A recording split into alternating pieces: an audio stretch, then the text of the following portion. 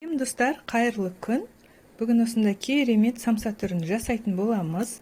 Осындай қытырлақ болып шығады. Арасы қатпар-қатпар өте дәмді самса. Міндетті түрде видеоны соңына дейін көріп, осылай жасап көріңіздер. Бізге ең алдымен осындай жұмсақтықта қамыр илеп алуымыз керек. Осы қамырымызды теңдей 6 бөлікке бөліп аламыз.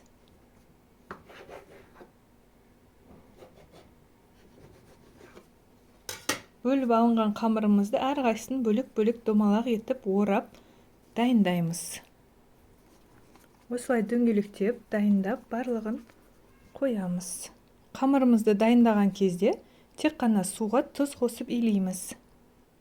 Келесі кезекте осы қамырымыздың барлығын біртіндеп орташа қалыңдықта жайып шығамыз. Кішкене ұн себеміз. Домалақ етіп, әдемелеп жайып шығатын боламыз.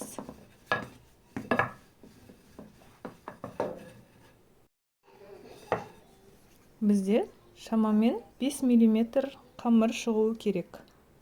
Мінекей бізде қамырлар дайын. Енді осы қамырларды біртіндеп алып, арасына сары май жағып шығамыз. Біртіндеп осылай аламыз. Ертілген сары майды алып, жақсылап жағып шығамыз. Қатты шетіне шығармай жағамыз.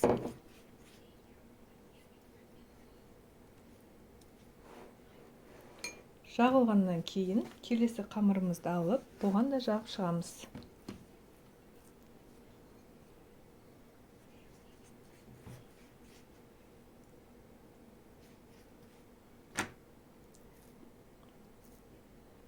Біз слоеный тестоға қамыр дайындап жатырмыз. Осы дайындаған қамырымыз қатпар-қатпар болып, өте керемет болып шығады. Бізде соңғы қамыр қалды. Осыны бетін жауып, жан-жағын бәрін бекітіп шығатын боламыз.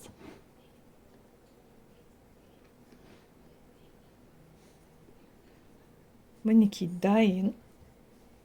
Енді осы қамырымыздың бетін осындай пищевой пленкамен жауып, холодильникке жарты сағатқа қойып қоямыз. Ішіндегі майы қатуы керек. Кезекте қамырымыз дайын болғанша біз салмасын дайындаймыз. Салмасына тартылған ет және майдалап туралған пияз және де картоп қосамын. Ішіне қалауымызша тұз, бұрыш, өздеріңіз сүйікті приправаларыңызды қосып араластыра бересіздер. Және салмасына да не салсаңыздар да өздеріңіздің қалауларыңызша. Салмамыз дайын. Жақсылап араластырып дайындап қойдым. Қамырымыз дайын. Енді осы қамырымызды жұқа етіп, әдемелеп жайып аламыз. 4 бұрышты формаға келтіріп жайып шығатын боламыз.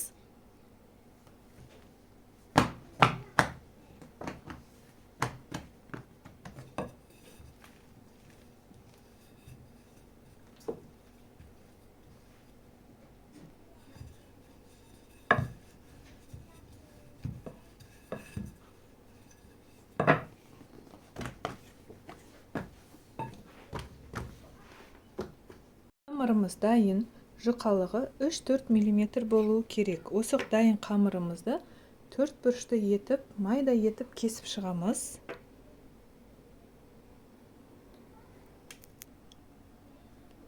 Төрт бұрышты етіп шығамыз. Шамамен 5-5 см. Кей жері кішкене қисық кетіп жатыр, ол ештеңе етпейді. Дайын болған қамырымызға жаңағы салмамыздан осылай кішкене салып шығамыз. Барлығына бірдей етіп салып аламыз.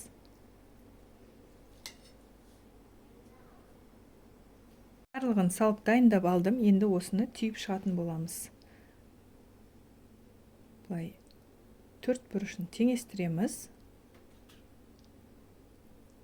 Және де мынандай ашық жерінің барлығын жабыстырып шығамыз. Бізде осындай 4 бұрышты самса пайда болады. Дайын самсамыздың барлығын пергамент қағаз төселген противенге салып қоя береміз.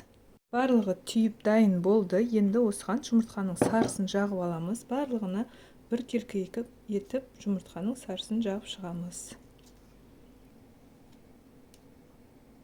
Жағып болғаннан кейін бетіне қалауларыңыз бойынша күнжіт сеуіп шықсаңыздар болады. Самсамызды 180 градусқа 30-35 минутқа пісіріп аламыз.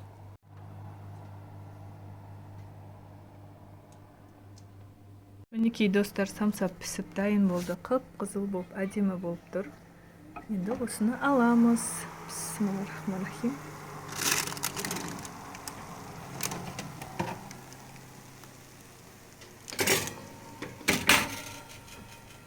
Қатты ыстық болып тұр.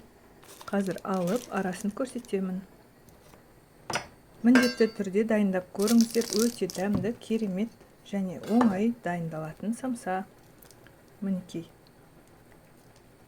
Қатпар болып, осылай өте керемет болып шығады. Міндетті түрде дайындап көріңіздер. Видеоны лайк басып, комментарий қалдыруды ұмытпаңыздар. Келесі кездескенше сау болыңыздар.